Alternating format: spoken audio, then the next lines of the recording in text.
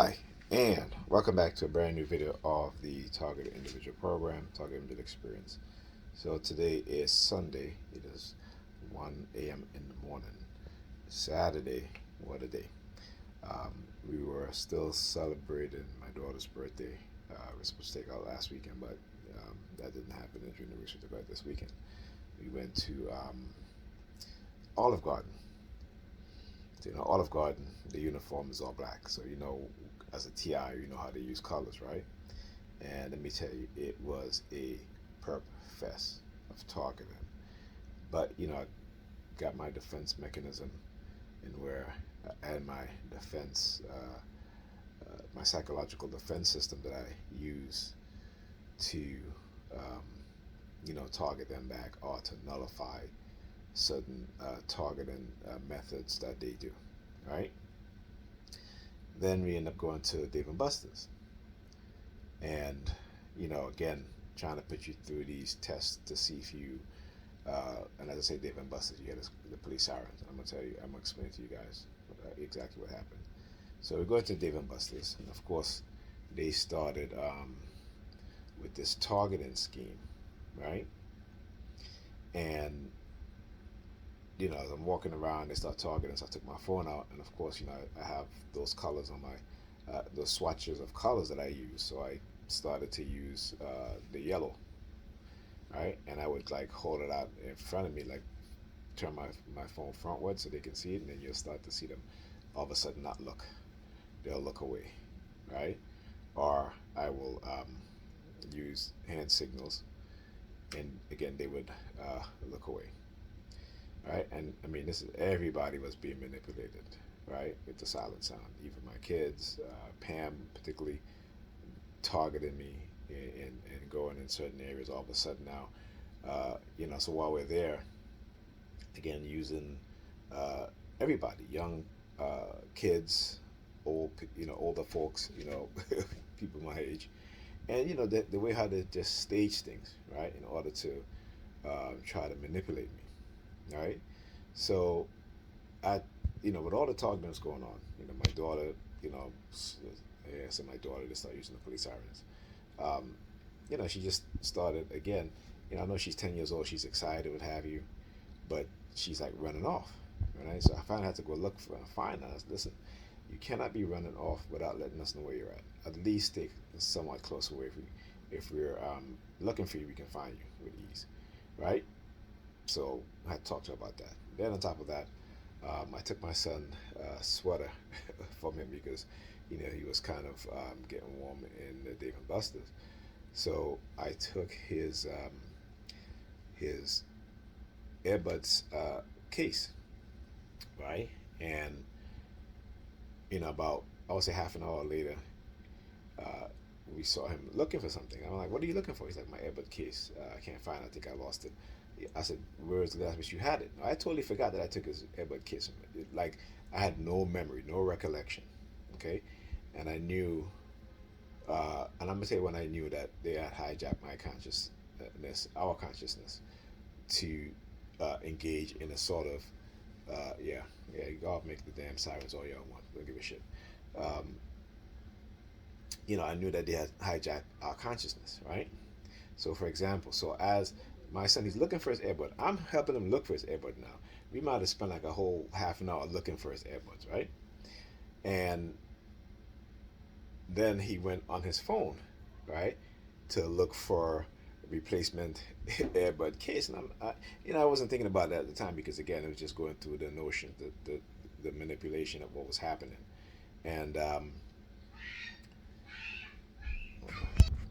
I just had to go and avert an emergency, which my daughter was screaming because she saw a cockroach on the wall, so I had to go and spray it. But anyhow, back to what I was saying. So, at that point, like I said, they'll manipulate us with radio over microwave technology. Again, trying to elicit the fight or flight phenomenon within me by getting almost practically everybody in that place to target me, right? And excuse me. And like I said, the way how to do it. So my son now he is going online, right? looking for a replacement earbud. So he's showing me on his phone. I'm like, okay. I said, well, when we get home, yeah, I'll see if I can find a replacement earbuds for you, right? Hold on a second. Let me see. All right, yeah. So I so like I said, right?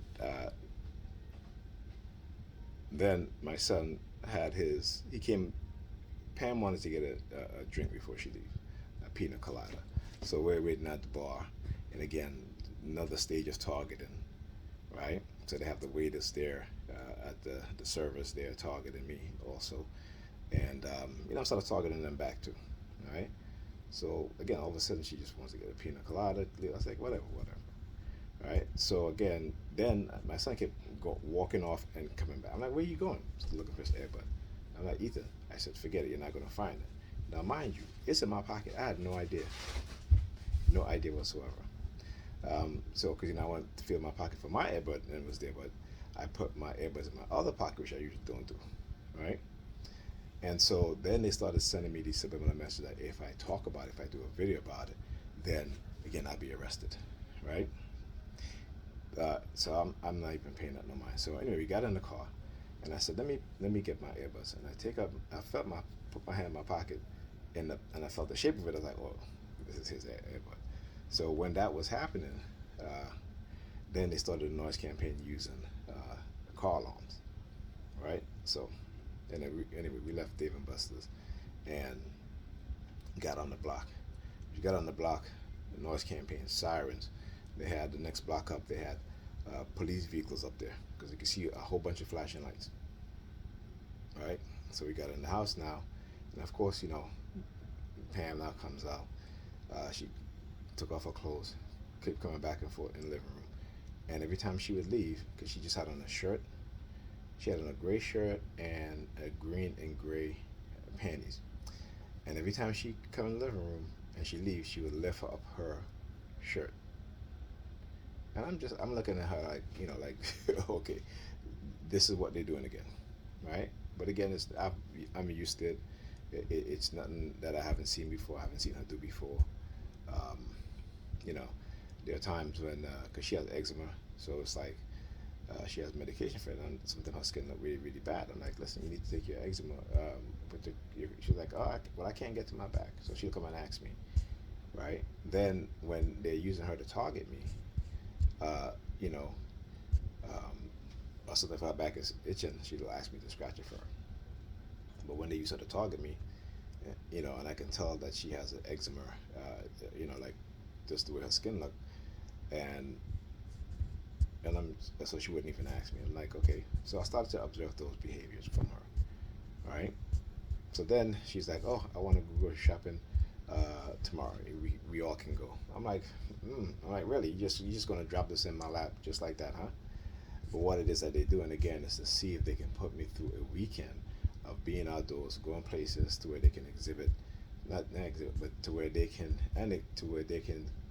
engage in the psyops, the street theater, or what have you, to see how I handle if I exhibit the fraud or flight phenomenon. But I fight it right now, okay? And because they don't want me going home tomorrow, so whenever I mention it, they use the police sirens outside, right? But like I said, that's something that I've used to all the time. So I'm going to head home tomorrow because again, just need a break. All this targeting, it gets to you. Even in the house here, we're targeting each other back and forth, and it gets tiring. All right. So, like I said, yep, that was happening. So, just letting you guys know, keeping you up to date on what's going on. I'll talk to you guys in the next video.